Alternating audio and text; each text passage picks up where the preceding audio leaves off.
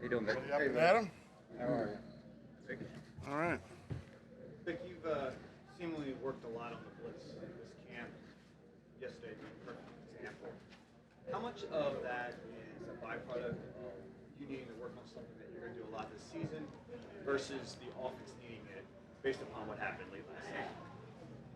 There was no consideration for the offense. It was just time that we installed some stuff, and yesterday we worked on it. You know, we installed it prior to yesterday's practice and worked on it and called it a few times.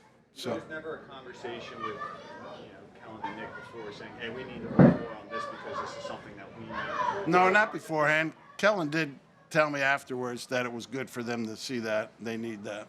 What have you seen from the linebackers you're using to blitz? N'Kobe and Trotter, all of them. Yeah, I think some of them have good blitz abilities. It's always hard to tell until you get in real games, or because in practice we're supposed to back off as we get close to the quarterback, so you don't finish, and finish is the big thing in pass rush. So, that's why we fight for a lot of pass rush drills, because it's the one time we can finish and not worry about getting too close to the quarterback. So, yeah, but I do think we have some guys that can do it. What's your approach with Cooper on your back in these next 2 weeks that makes you feel comfortable with him early in the season? That's way too early to even answer that. He finally practiced yesterday and got about 12 reps, give or take.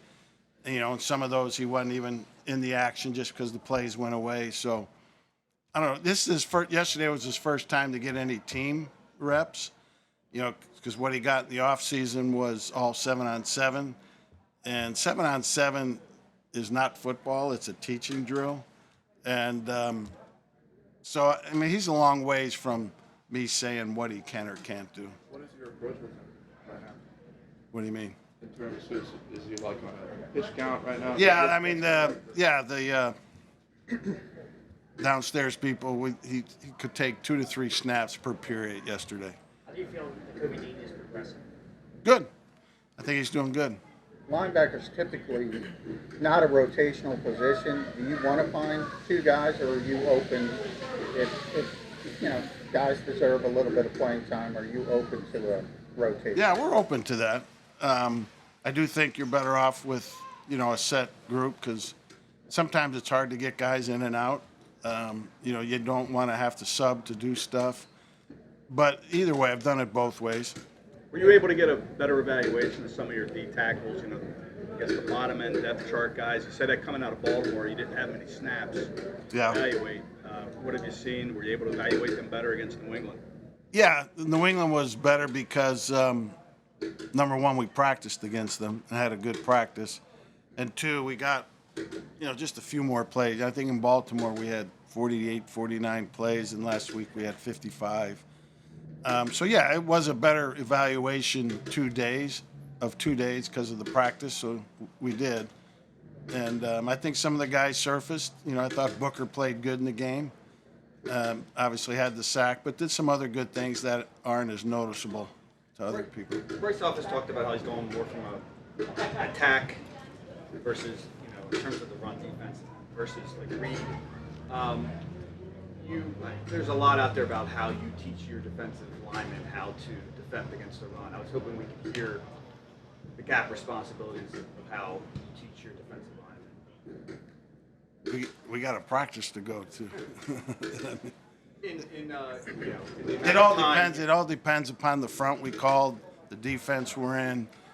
That's an all-encompassing question there that really can't answer right now. But so, that would take too long. We'd have to go in there for a couple hours. If somebody says gap and a half when you talk about run fit, would you say that's correct at least most of the time? Not really. Not for the down guys, no. Do you still see, with Cooper getting back and everything, do you see Quinion still playing a lot in the nickel, or is that something that will kind of play itself out? I do think it will play itself out. we do like, Quinyon is, like I told you last time, we got a lot on his plate.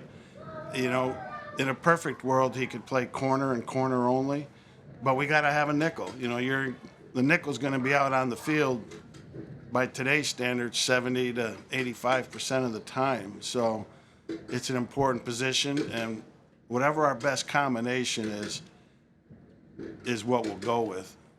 Vic, having done this as long as you have, are you able to get a sense of how good you think the defense can be this early? Well, I like our guys. I like our guys as individuals. They're all good guys. I like the unit. I love working with them. Time will tell on that. We haven't played real games yet, and that opener against that offense is going to be very challenging. So I think that's a better question to ask midway through the season. Vic, Eli Ricks and Josh Joe played some meaningful snaps on defense last season. What have you seen from them, and where do they stand in terms of development? I think they're both improving. I think Eli's been doing a nice job. Josh has been getting good reps in there. We've got to cut down on his penalties. He's had a habit of being involved in too many PIs or holding calls. We got to get that rectified with him. But I do think both guys are working hard and improving, yes. Why did throwing a lot of guys with Cooper as he's going inside, outside, and limited right now? How are you approaching that and managing how he's learning and finding his place in the secondary whenever he's got limited time? Well, with such the limited amount of reps that he's getting, right now we're focusing him at nickel. But, he was drafted as a corner, and eventually like to see him out there and then go from there. But like yesterday, he got 12 reps. It's going to be the same thing today, 2 to 3 reps per period.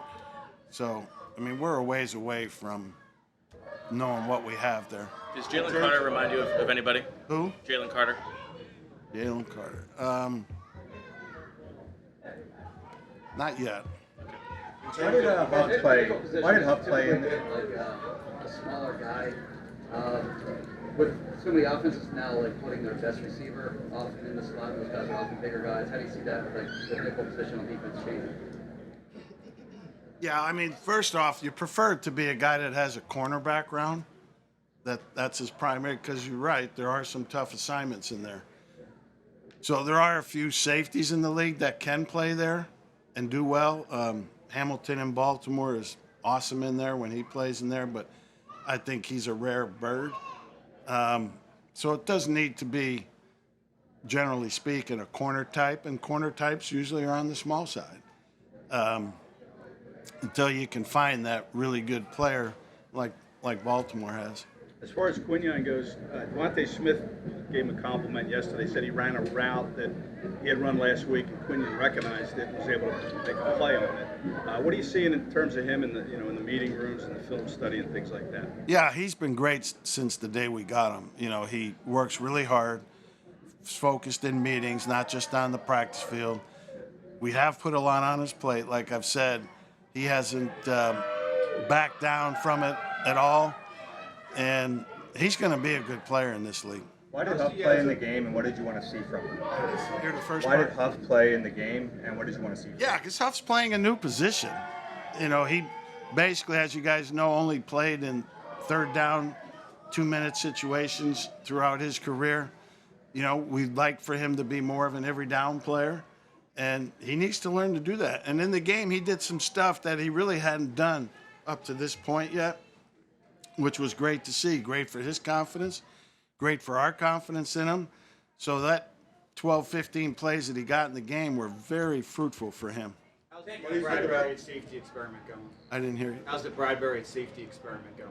He's doing fine. Like I said last week, JB is a really smart player. He's experienced, and he's been able to carry over what he's learned as a corner to the safety position. Now, having said that, it's still new. And every day he's being exposed to something new. That's why it's great to go practice against another team, because you get to see new plays, new routes, and so it's a new experience for him.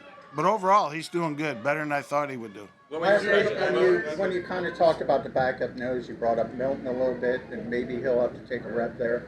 What have you seen from PJ, Marlon, guys who got that a little bit bigger body? Yeah, those two guys are definitely capable of playing those.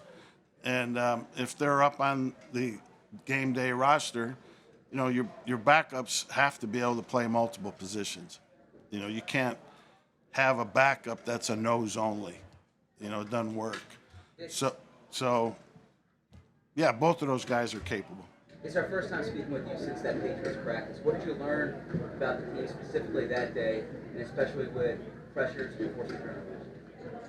It was a great learning experience for us. First off, we had a good practice with a good amount of reps, which is rare for us, and we were able to get a lot of guys a lot of work, both in individual periods, some pass rush drills, team drills.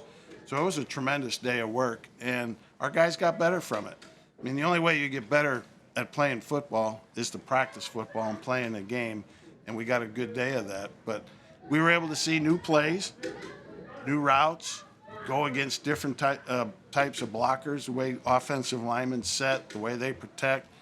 Those days are invaluable. What were your impressions of Sidney Brown's rookie year tape? I can't really say because, I didn't watch a lot of the previous year's tape. I mean, I watched some, but not a lot. But anxious to get him back out here. Thanks, Vic. Thanks, Vic. Hey, folks, real quick.